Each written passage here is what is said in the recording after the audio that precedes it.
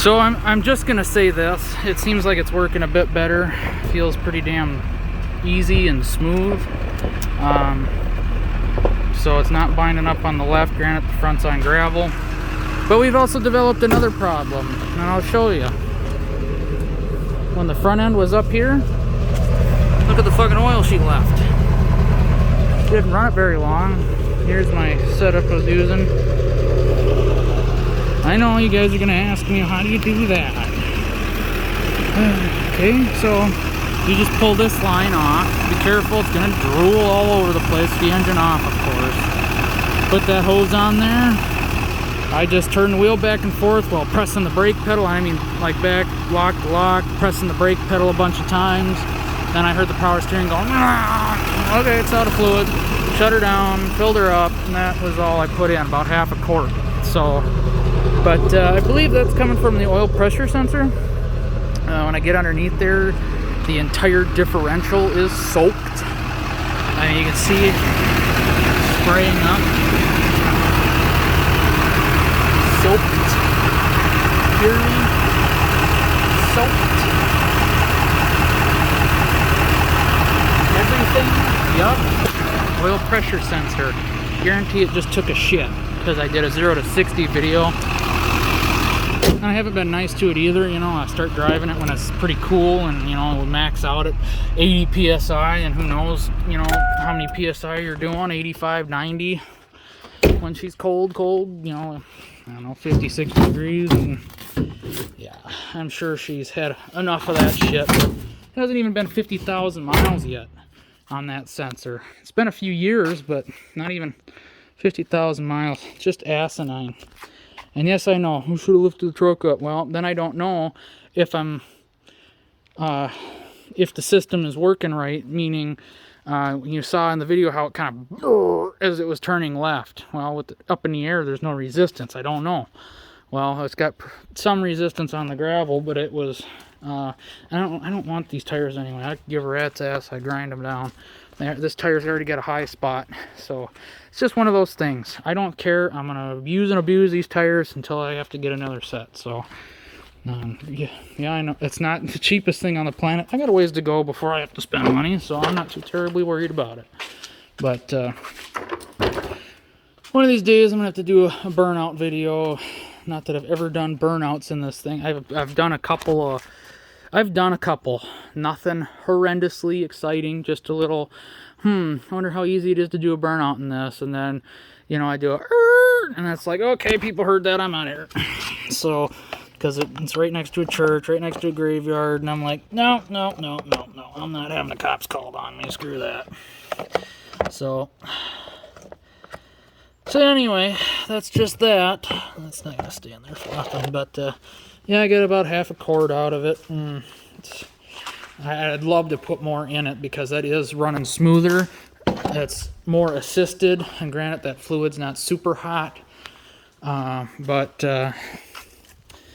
it did help right off the bat. So I had to work it in. It wasn't just an immediate boom. It's in the reservoir and everything works great. It's work through the system, get it all combined, whatever, and it's working a whole lot better. Because at first I did try it and it was a little bit better, but not a whole lot, and now it's almost non-existent, at least on the gravel. We'll see. And but now this gives me the excuse to go buy a new oil pressure sending unit, and I'm going to hopefully find an AC Delco original equipment. I'm not buying this cheap shit anymore. I'm done with cheap sensors on my trucks. I'm tired of breaking down with that shit. I mean, I've gone on a road trip with this thing, and the coolant temperature sensor took a shit. I swore the truck was going to blow up. I'm not even joking. The way it sounded like an old 70s, 80s frickin' tractor. Just clack, clack, clack, clack, clack, clack, clack, clack. It was just fucking horrendous the way it sounded. My uncle was with me, and I was paranoid as, oh my, I was just sweating bullets, because we were, 100 miles from home, or was it 80 miles from home, and the thing's doing this as I'm going down the frickin' freeway, get into town to find an O'Reilly's, because I knew the temperature sensor was going on. You could see the temp gauge just It was just constantly, and everybody's like, oh, just did your gauge, did it? Oh my gosh, I love it when people start doing that. No, okay, my gauge hasn't had issues. I'm not gonna be that guy to say my gauges have never had issues, because my old pressure gauge was not accurate on my old cluster. I reset the needle and it's not right, but it at least reads halfway right now. So except when the key's off, then it drops down to like 90 degrees, so whatever. But no, I know when my sending unit, or when my gauge is going out and when my sending unit's going out, because I also had the edge going, and that was bouncing up and down too. So before anybody jumps to frickin' your gauge, oh no, I knew exactly what was happening, because it was ever so slight, just starting to tick, and then it would drop and then come back. And when it would drop, oh my gosh, the truck would freak out. But we pulled into town, and we're sitting at a stoplight, and the truck just blah, blah, blah, blah, blah, blah, blah, and it was just like, whoa, quit it. And then as it's trying to go into a cold truck mode to hot mode, cold, hot, and it was trying to, adjust all these parameters right now, and the transmission was having a fit. I mean, I thought the transmission was going to blow up at the same time as the engine. I was like, what on earth is happening? Hoping that it was just the sending unit, besides the fact I could see the temperature bouncing, but, and then changing a scorching hot coolant temperature sensor in a parking lot. Yeah. And that's not the first time. I had to do that with this truck when I moved out here, towing the frickin' trailer, not this truck, I should say, that engine in my last truck. Driving out here, pulling this trailer, I didn't get all of 30, 40 miles away from home. Nothing like towing a trailer, moving across state line, getting 80 miles from home, and I think it was 80 miles. It was a long distance from home, that it wasn't going to be a, hey, come get me, So I think it was around that 80-mile mark, and temperature skyrocketed. And I mean, it just kept going up and up and up. I pulled off at the exit, and the truck was running just fine. No hesitation whatsoever. No hot message on maybe it was. I don't remember if the hot message came on or not. It must have. But I pulled into a parking lot, opened up the hood to let it cool down. I let it run, and it just kept climbing and climbing and climbing as I'm sitting there idling. I'm like, what on earth? I thought maybe I'd popped the head gasket. But then I just opened up the hood. The coolant's not boiling. It's not pushing out. Feeling the hoses. I'm like, this thing's telling me it's like 260 some degrees. I'm like, we're getting close to 300 degrees, and this is acting perfectly fine. I mean, there's no coolant boiling, no steam. You can touch the hoses as if it's 190 degrees. I'm like, something's not right here. Now, I had a spare sensor in the console because I don't trust these frickin' aftermarket sensors.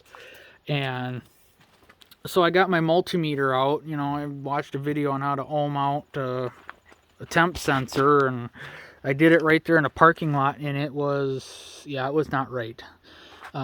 It was just plain old frickin' junk. So I was like, okay, I'm hoping, I'm trusting. Hi, little bun bun. What are you doing?